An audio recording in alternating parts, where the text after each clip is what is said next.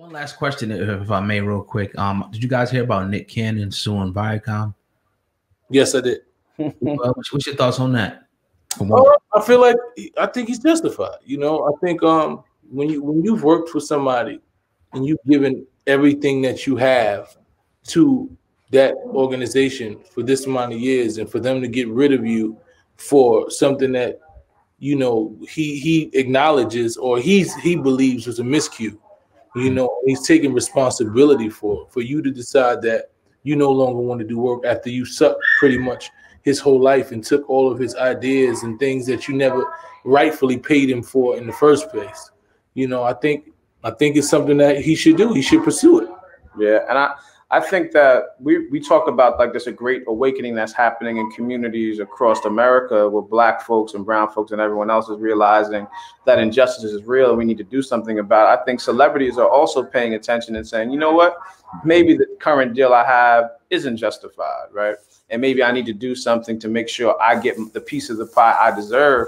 But I think the other thing that we're witnessing is that it's kind of like with the officers. You have folks who are white folks who often do something and don't receive the same kind of backlash and are not canceled and are not fired. I mean, officers who are literally killing people who keep their jobs. But when Black folks make a mistake and they even try to correct it, they receive the most severe punishment. So I think, we have to do everything in our power to really protect ourselves, protect our interests, and protect, our assets. And that's what he's doing. Absolutely a pleasure to have you gentlemen on the podcast. If you don't know who these brothers are, look them up, look into their organization, Until Freedom. They're currently down in Kentucky fighting the injustice of the murder of Breonna Taylor. Yeah. Let's start right there, brothers. How are you guys doing down there? What's the scene like? Just brief us on how you guys are doing. Well, pretty much, we're building. We're united. We came down here to support the local activists who've been on the ground for the past few months out here.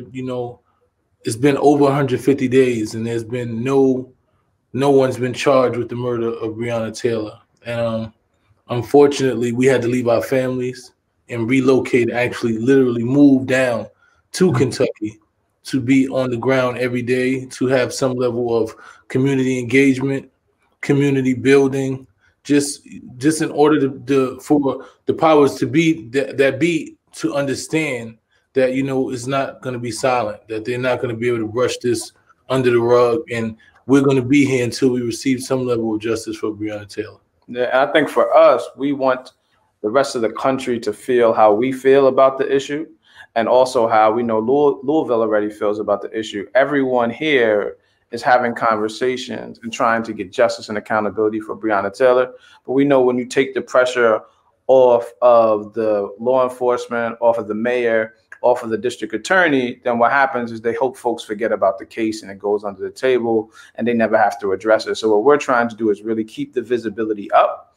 And we know it's coming at a huge sacrifice for us moving to Louisville, but we know that this is really the only thing that's going to begin to kind of push the tide closer towards justice and make sure, the Attorney General, Daniel Cameron, knows he can't just get away with murder and the officers involved won't either. So take us back, if you can, the people who don't know about what happened to Breonna Taylor. Could you enlighten the people who don't know the situation that went down that night? Well, Breonna Taylor was in her home with her boyfriend, and the police busted in her door with a no-knock warrant, looking for an ex-boyfriend of hers who did not reside in the residence. And when they kicked in the door, her boyfriend, what's his name again? Kenny Walker. Kenny Walker fired a shot, which he was legally able to do because they did not announce themselves, they did not say anything, and he thought that there was a burglar. At which time they returned over 20 shots, 8 of which shots landed inside of Breonna Taylor. Now, the no-knock warrant that was issued, is a faultiness behind the no-knock warrant, because the first thing is the person that they were looking for had already been in custody for hours. He had already been in custody, so there was absolutely no need for them. So there was negligence there. Then the no-knock warrant was issued based on facts that they said that the Postal Service had told them some unusual activity and parcels have been sent there, in which the post office has denied any such rumors. There's so many different things that went wrong in this case, and there hasn't been anyone charged for the murder of Breonna Taylor. So, first of all, we understand that these things are not. This is not something that's new, you know, and it always happens. These no-knock warrants are faulty, and they give police a level of discretion, a level of above the lawism in which they can just go in there and shoot. They never even entered into Breonna Taylor's home. They shot 22 shots through her windows and through the walls. So they were not aware if children were in the home. They were not aware of anyone who was in the home. They shot and they murdered her. Then they arrested Kenny Walker for assault, in which those charges were later dropped. So there's just so many things with this case, and there hasn't been any one of the officers were suspended for something else that didn't even have to do with this case. So there's just so many things that's wrong with this case, you know. And when you look deep into the case, you realize that on so many different levels, there was negligence. And Mysonne gave a great breakdown of what happened to Breonna Taylor, but one way to look at it in a very simple context is that a Black woman was murdered inside her home by police. Right. You know, a Black woman was murdered in her home by the folks who she pays through her tax dollars to protect her, right? So this is a tremendous tragedy, not only for her family, but for the community as well. Now, Angelo, you being a civil rights attorney, what kind of information are you receiving back from any lawyers or any officials regarding the situation as to why there hasn't even been an arrest yet? Well, you know, we're working with a local attorney. Her name is Lanita Baker on the case. She's the attorney for the family of Breonna Taylor. And, you know, we're hearing a lot of the information that you traditionally hear in police-related murder incidences, which is really that they have to conduct an investigation. So we've heard that from the mayor. We've heard that from the Metro Police Department. And we've also heard it from Daniel Cameron. And it's also happening at the federal level. So what you have usually taking place that really slows down the process is everyone who can actually do something about the murder saying they have to conduct an investigation. And usually those investigations are really another way, another strategy to deter and prevent justice from unfolding, and particularly unfolding fast. You know, a lot of times I often say to folks is, if you just look at the tape, if you just talk to the neighbors, most folks in the community already know something wrong took place. But what you have happening with these, especially with a district attorney, is they traditionally work with officers. Mm-hmm. So when they're prosecuting folks, whether it's for, you know, a murder, a theft, or what have you, the district attorney is working in direct relationship with police officers. So one of the things they never want to do is disrupt that relationship. So when you see them being forced or being pressed to prosecute police officers, it almost never happens, let alone a conviction, let alone jail time. So that's pretty much what we're up against.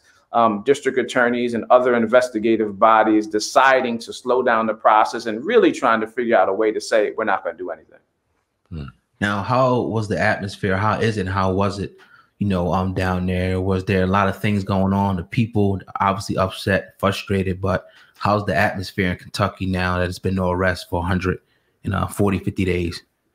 The atmosphere is people are fed up.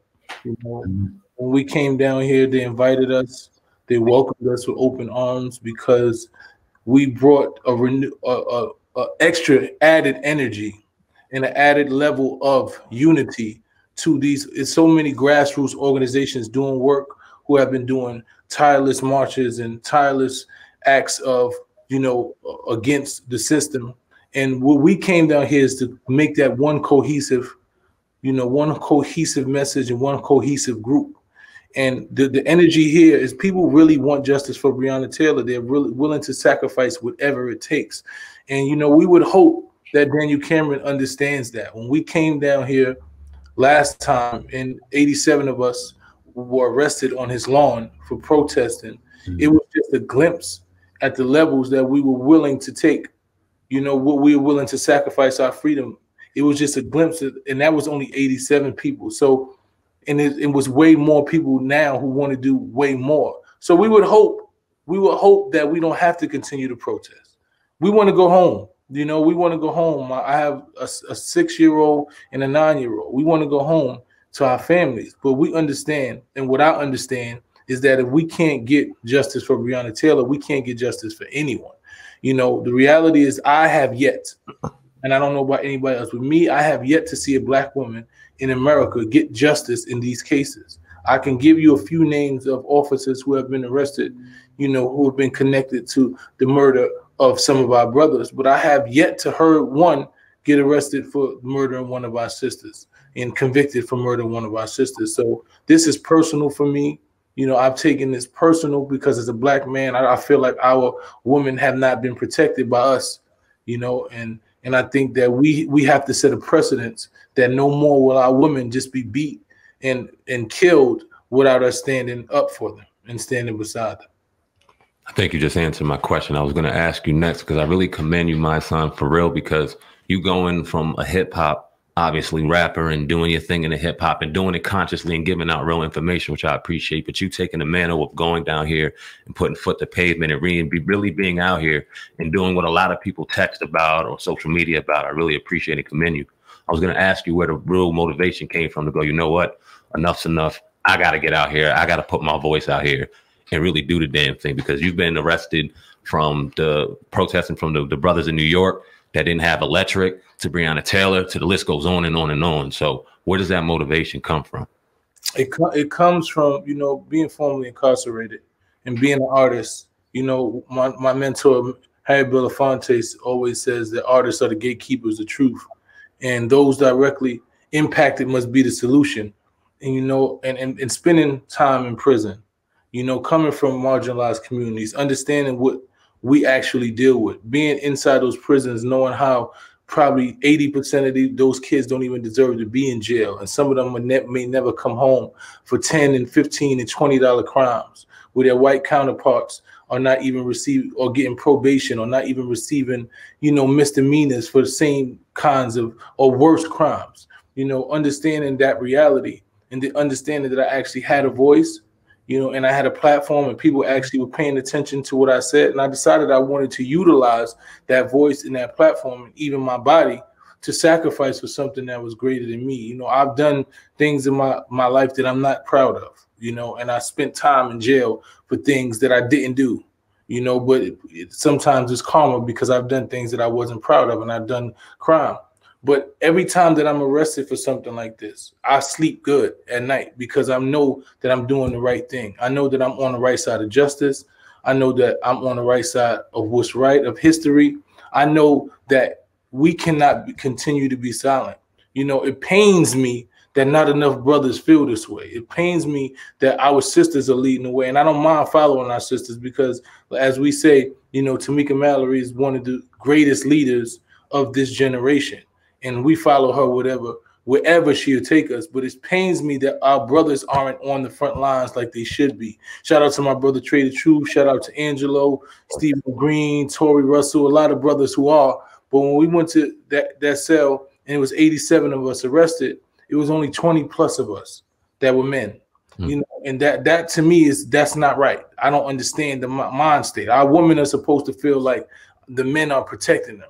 And when we aren't on those front lines, either in front of them or beside them, then we are losing. We are missing the point. We are missing the mark.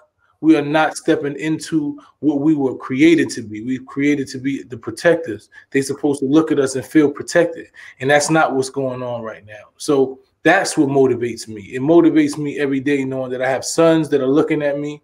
I have a mother. I have a sister. You know, I have a wife. And my goal is to make sure that they feel protected. Appreciate you. Most definitely. I wanted to ask you guys about Breonna Taylor's boyfriend, what happened to him and what happened to the police officers that murdered Breonna Taylor since the incident. So Kenny Walker, who was Breonna's boyfriend, was initially arrested and charged because he fired a shot after the officers fired multiple shots. And as a result, he was arrested that same night. and Kenny was sitting in jail for a number of weeks. And there was an active campaign to free Kenny. And as a result of the work of the local folks, the visibility that Until Freedom also brought to the issue, Kenny was released and his charges were dropped. And the first day we showed up in Louisville, which was the day before Memorial Day, where we were honoring Breonna, Kenny was released that day. And he still had an ankle monitor on. And then the next day they took his ankle monitor off. So, he's relieved now that he is free, but he had to witness the murder of his girlfriend, right, and is still dealing with the trauma of all that took place and occurred. The officers, and I pulled up the names because I wanted to make sure we say, because we often say arrest the cops. Mm-hmm. And those officers are Jonathan Mattingly, Brett Hankinson, Miles Crossgrove, and Joshua James. All four of those officers, none of them have received any kind of accountability for the murder of Breonna Taylor. One of the officers, Joshua James, was not at the scene, but he was the officer that procured the no-knock warrant. So we believe all four of those officers should be held accountable and charged with murder. As Mike said, one of the officers has been fired as a result of some other misconduct, but none of them have been brought to, and he's basically on the beach right now. And there's photos floating around of that. None of the officers have been brought to justice whatsoever. So, as we know, we're putting a lot of pressure on the Attorney General because he really has the power in his hands, Daniel Cameron, to do something. How's the atmosphere with the police during the marches and while you guys are out there protesting? How's the atmosphere between the protesters and the Kentucky Police Department? I mean, the Kentucky Police Department are doing what we've seen pretty much every police department around the country do when folks are protesting. They're meeting peaceful or nonviolent protesters with a lot of excessive force. And they're really trying to, in many ways, I believe, incite violence. And they're arresting folks who are literally just marching and chanting and protesting. We were out there 2 nights ago for a local protest that was organized by some of the local organizers. And they said that no one could be in the street. And as a result, they made some arrests. And then the following night, they said, if you even step into the street and you're protesting, you'll be arrested. So we see law enforcement trying to use excessive force to intimidate and prevent folks from really standing up against law enforcement and pushing back. But we know this is a tactic to really make folks go home. They don't want the visibility. They don't want to deal with the police department having to take accountability for their actions. So they're taking it out on protesters. Now, the reality of it all is that it's just really exposing how much the police department use excessive force and how much, as folks are now calling for around the country, the police needs to be defunded. Because if you can allow citizens of your city to peacefully demonstrate, which they have a constitutional right to do, something is wrong and the department needs to be dismantled. If you're unwilling to be held accountable when you commit murder or when you do something wrong, the department needs to be dismantled. And that's really the push that we're seeing in Louisville and across the country. Powerful. Now, Black Lives Matters and other organizations, have they been assisting you guys until freedom, with some of your endeavors down there, or if anybody has been assisting you guys down there? There are a number of organizations, and with some of them I don't have on. We've been working with No Justice, No Peace. No Justice, No Peace. There is a sister named Katera from the ACLU who is really responsible for getting no-knock warrants banned locally. So no-knock warrants have been banned in Louisville. They haven't been banned in Kentucky and many other places, but the sister Katera really was instrumental in getting that law passed. And there's a lot of other organizers we're working with. The Louisville 87, which we're now a part of, and we refer to all of our other comrades who are arrested, are now kind of also knee deep in the fight around justice. So there's a tremendous amount of organizations that have kind of been on the ground doing the work that we're working with and taking the lead. And we're actually tomorrow having a press conference with them at Kingdom Fellowship Church. There's a lot of other faith leaders who've also kind of been working in partnership with us. So we're trying to make sure we're doing all of our work in coalition so that we could build power and really use our power collectively to create the change. Awesome. Until Freedom, can you give some more context on how you guys created that? And obviously, it's in memory of Breonna Taylor, and that's the whole reason until it came up. But was it something that was planned prior to Breonna Taylor? And how did y'all get all of that emotion with your other counterparts? Until Freedom is an organization that was founded about a year ago by myself, Angelo, Tamika Mallory, and Linda Sarsour. It was something that we wanted to see civil rights that was relevant to the culture now. You know, there's so many legacy organizations that we respect and that have put in their work within their generation, and they continue to live on. We just wanted to create something that reflected us, that was hip hop based, that was, you know, that was immediate reaction to these activities every time, that was in the streets, that we felt connected to, that we felt like the youth would connect to, that we felt like middle age would connect to, that bridged all the gaps that we felt were inside of the movement. We feel like the movement is so strong, but everybody is in their own silos. And Until Freedom was one of those organizations that our vision was that we wanted to unite all of these groups, because I always said, what if Malcolm and King were together with the Panthers? Mm-hmm. You know, they all were organizing together. And that's what Until Freedom symbolized for us, you know, under the leadership of Tamika, who's been doing this for 25 years, and Linda, who's been doing this for 20 plus years, and Angelo, who's been doing it for double digit years.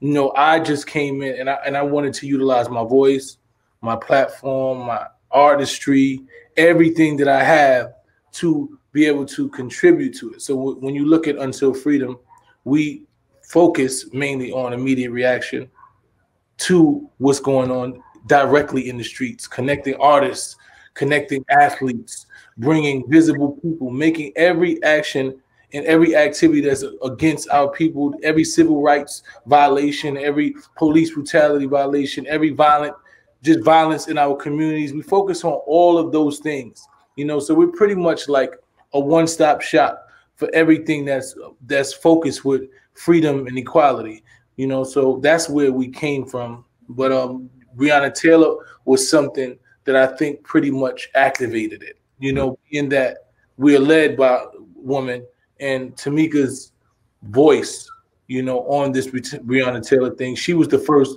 person that came to us and said, like, we have to go fight for Breonna Taylor. And when she called us, you know, we come. And I think the fire that she put into this, and the personal, how she took this personal, you know, she's very strong-minded and strong-willed. And when she saw and heard about Breonna Taylor, and she called us on the phone and said, look, and she explained it to us, I think she personalized it. And then and that's when I tell you I personalized it, because I started saying our women don't feel protected. Yeah, they really just don't feel protected. So that's pretty much where Until Freedom came, and then that's how we got involved with the Breonna Taylor case. And we actually, it's interesting, most of the country was not talking about Breonna Taylor's case at all. Right. And we were in Louisville on Memorial Day. And it just so happened, we were actually going to Indianapolis to meet with another family of a young man who was killed by police, McHale Rose. And when we were making that drive, we heard about the murder of George Floyd in Minneapolis. So we happened to be in this region of the country when that happened. And we made a decision that, hey, you know what? We're close enough that we can drive to Minneapolis. And Minneapolis, in many ways, and the murder of George Floyd really sparked uprising and awareness around the country.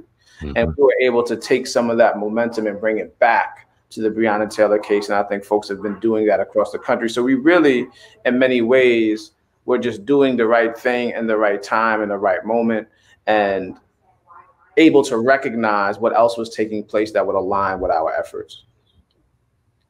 How do you guys deal with some of the criticism that you guys get from having a grassroots organization as you have? Well, I mean, they talked about Jesus Christ. You know, they called Dr. King a sellout and a coon. Most of the people, they couldn't even find a place to bury Malcolm. They didn't want to do his funeral. So I feel like we're in good company. You know, if only thing you're doing is talking about us, then that means we're actually doing something that you have to pay attention to. Criticism, you know, we're not perfect, and we don't pretend to be perfect, but we are definitely authentic and genuine. And I don't think you'll find 4 people who fight more for our people than we do, who believe more in equity and equality and justice for our people than we do. So I can take all of the criticism because I know where I come from. I know I come from a place of genuine. I've always been authentic in anything I've done. My resume reflects that. And if you personally know me, then you'll never question or, criticize anything that I do or this organization does. So I think we sleep good at night every night because we know that we're doing this and we're out here on the ground, with boots on the ground, foot to pavement every day, trying to figure out how we're going to change the conditions of our people every day. So I don't think that's even something that we really pay attention to. And I think it comes with the territory. Like, if you do this work, there are elements at play that will try to prevent you from doing this work. And we know some of the divisiveness that exists is really government manufactured. Government has a long history, COINTELPRO, of trying to disrupt organizing efforts that would just better the Black community and better the brown community and better any disadvantaged community. So we know some of the targeting and some of what we experience is as a result of kind of government contrived things to really stifle the movement. But I think the big piece for all of us and why I love working with Until Freedom is that, one, we're just aligned as people, like we believe in each other and the work. And we know that what we're doing is revolutionary. And the sacrifices come, and we know, some of the criticism will come, but we just have to stay the course. And oftentimes when you do that, people begin to get it and they get in line as well. And I think that's the beautiful thing about what's happening in this moment. More folks are becoming aware of this particular kind of injustice, and many more people are saying, I want to do something about it too. How could people help Until Freedom? And what is your website where people can say, you know what, I want to join, I want to help, I want to donate, whatever? Well, first of all, our website is untilfreedom.com. Any way that you would love to help, we need, we're looking for people who are really about this movement, who are about our people, who want to see things change. So we're looking for those things. We're about to establish different chapters in different states. So that's one way you can do it. As far as investments, because I hate the word donations because it's like charity. And with us, we just want you to invest in your freedom. We want you to believe in your freedom the same way we believe in your freedom. So anything that you give to Until Freedom is an investment in freedom. So, you can go to the website. There are ways that you can do that. But just, there are so many different entryways points into this movement, into this organization. Like, so everybody is not going to be on the front line. We need people who do tech.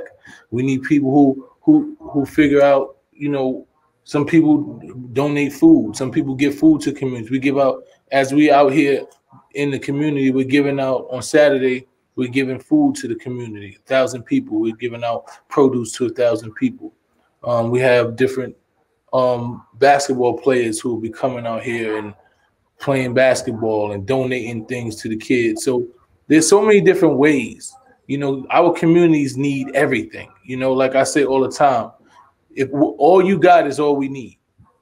Some people the guy sent me $6 yesterday, and that $6 probably meant more to me than $1,000 somebody probably sent to me. And he said, this is for your work in the movement. I appreciate you.